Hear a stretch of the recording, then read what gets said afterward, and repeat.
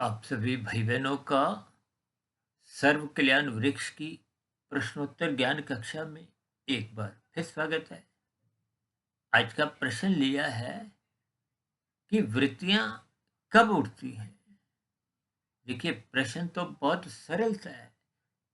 अक्सर मनुष्य कभी कभी कुछ तकनीकी शब्दों से मनुष्य उनके अर्थ समझ नहीं पाता। देखिए, वृत्तियों का कोई एक साधारण अर्थ एक संसारी भाषा में आपके मन बुद्धि के स्तर पर जो जो विचार आते रहते हैं, बस वही विचारों को ही आप वृत्तियों का नाम दे सकते हो। देखिए, ये सभी स्थितियां सभी के मन में ही उठती रहती है, क्योंकि ये विचारों की स्थिति है। देखिए, मन बुद्धि का अभिप्राय सूक्ष्म शरीर से। आपके हमारे तीन शरीर है: स्थूल शरीर, सूक्ष्म शरीर, कारण शरीर। देखिए, स्थूल शरीर तो माता के गर्भ में आपका हमारा एक निर्माण प्रक्रिया से होकर गुजरता है। उसके बाद देखिए, जन्म की स्थितियां: शिशु काल, बचपन अवस्था, फिर किशोरावस्था, युवावस्था, प्रौढ़ावस्था, वृद्धावस्था। यानी कि मरते दम तक ये नई नई वृत्तियां भी बनती हैं। और पुरानी जो बनी हुई स्थितियां हैं, देखिए ये जो आपके हमारे कारण शरीर में संस्कार अनादि काल से देखिए बन चुके हैं। उन संस्कारों से, बने हुए संस्कारों से, देखिए संस्कार साधारण स्तर पर हम संस्कार को एक अच्छे दृष्टिकोण से ही लेते हैं। जैसे हम कहते हैं ना, जन्मदिन। अब किसी का जन्म दिन में हुआ है, शाम को हुआ है, रात में हुआ है, तो वहां रात में जिसका जन्म हुआ है उसको जन्म रात नहीं कहते। ठीक इसी तरह इस संस्कार शब्द भी एक अच्छे दृष्टिकोण से बोला जाता है। लेकिन जिनके देखिए बुरे विचार या जो पाप कर्म करते रहते हैं, अब देखिए स्थूल शरीर के स्तर पर आप और हम जो भी कर्म अच्छे बुरे करते हैं, उनका कर्माशय कार्य शरीर में खाता बनता जाता है। और खाते के साथ साथ उनका एक स्वभाव, संस्कार, कुछ भी आप क्या बातों में समझ सकते हो, वो बनते हैं। आप एक प्रभाव को, लकीरें कहो, आप कोला उठाओ, कोला उठाया और फिर फेंक दो, तो हाथ थोड़े से काले हो जाते हैं।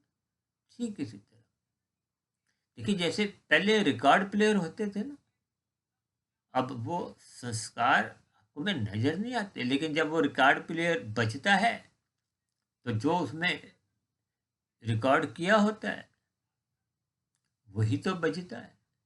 और ऐसे ही आपके बारे देखिए, कारण शरीर में संस्कार है जो आपने हमने बनाए हैं।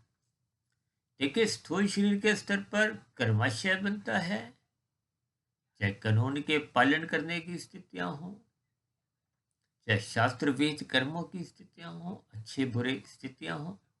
देखिए, तमोगुण में गिरते हुए आप और हम पाप कर्म करते हैं। रजोगुण में रहते हुए हम अन्य मनुष्यों को, अन्य जीवों को पीड़ा नहीं देते, सुख भी नहीं देते। केवल विधि पूर्वक, जैसे जैसे शास्त्र समझाते हैं, जैसे आप कानून का पालन करते हो, हरी बत्ती पे चलते हो, ठीक ऐसे ही आप जब विहित कर्म करते हो, जो शास्त्र आपको में अनुमति देते हैं, वो राशि कर्म। अक्सर मैं उसको देखिए जीरो से ही बोलता हूँ। खाया पिया बराबर, कुछ बचत नहीं, कोई ऋण भी नहीं। और जब आप देखिए परोपकार के कार्य करते हो, आपने मेहनत से कमाया, शास्त्र विहित कर्म किए, पहले दूसरों को खिलाया, तो वो परोपकार के कार्य। फल पाने की इच्छा से खिलाया तो वो एक सकाम कर्म है, फल आएगा, अच्छे में ही आएगा। और यदि निष्काम भाव से खिलाया, अपना कर्तव्य समझ के खिलाया, फल की इच्छा नहीं है, तो आपका एक परमात्मा की नजदीकियां बनती हैं। या यूं को सरल शब्दों में, वो निष्काम भाव से कर्म होते हैं, कर्म योग की स्थितियां होती हैं। इन सभी स्थितियों में ही देखिए संस्कार बनते हैं। और मानसिक स्तर पे आप और हम देखिए इंद्रियों द्वारा कोई कर्म तो नहीं करते, वो चिंतन ही, अच्छा हो बुरा हो, तभी तो कहते हैं अच्छा। देखिए, श्रद्धा पूर्वक जब आप सत्संग करोगे तो उसी का तो चिंतन होगा। यदि आप बुरी आदतों में लिप्त हो तो उनके ही फिर चिंतन होता है। यानी कि जब मानसिक स्तर पर आपके बारे विचार कुछ भी चलते रहते हैं, जब पहले के बने हुए संस्कारों से मन में विचार आते हैं, या नए जो आप देखिए दृश्य देखते हो परिवार में, गली मोहल्ले में, और भी इधर उधर कहीं भी टीवी देखते समय, मोबाइल पे, ये आपके एक नए जो आपके एक विचार बनते हैं, वो एक वृत्तियां ही हैं। वो वृत्तियां जब कार्य शरीर में पहुंच जाएंगी तो वो संस्कार का रूप धारण करती है। यानी कि वृत्तियां नए सिरे से बने या पहले के बने हुए संस्कारों से बने, ये विचार ही है, आपकी सोच ही है। ये मन बुद्धि के स्तर पर होती है। मन बुद्धि के स्तर पर देखिए कर्माशय कभी नहीं बनता, केवल संस्कारों की स्थितियां बनती हैं। इसलिए तो बार बार कहते हैं अच्छा चिंतन करो। शास्त्र तो यहाँ तक कहते हैं श्रद्धा पूर्वक सत्संग करो, फिर उस पर चिंतन मनन करो। हम तो बार बार कहते हैं श्रद्धा पूर्वक किया गया सत्संग 1% की सफलता है, उस पर चिंतन मनन आरंभ हो गया तो समझो 10% की सफलता है।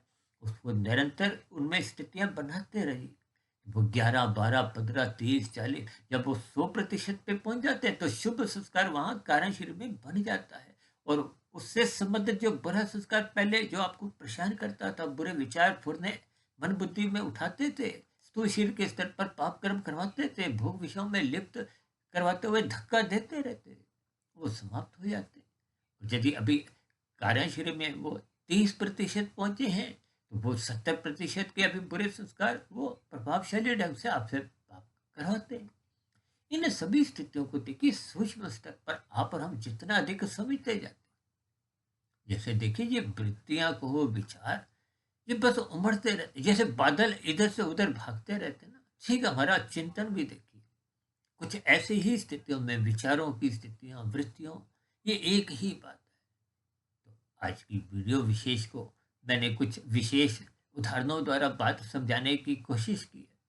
हो सकता है कुछ समझाने में कभी कमी रह भी जाती है, फिर भी आप सभी भाई बहनों का इन समझी हुई बातों के उपरांत भी कोई मन में प्रश्न उठ रहा हो, या कोई दिया गया उदाहरण आपको सही समझ नहीं आया हो, या आपको सही लगा नहीं हो, यानी कि आपके मन में कोई नया प्रश्न उठ रहा हो, या मेरी कही गई बातों पर आपका कोई सुझाव हो, कोई शिकायत हो, इन सभी स्थितियों का नीचे दिए गए कमेंट्स बॉक्स पर सदा ही स्वागत है।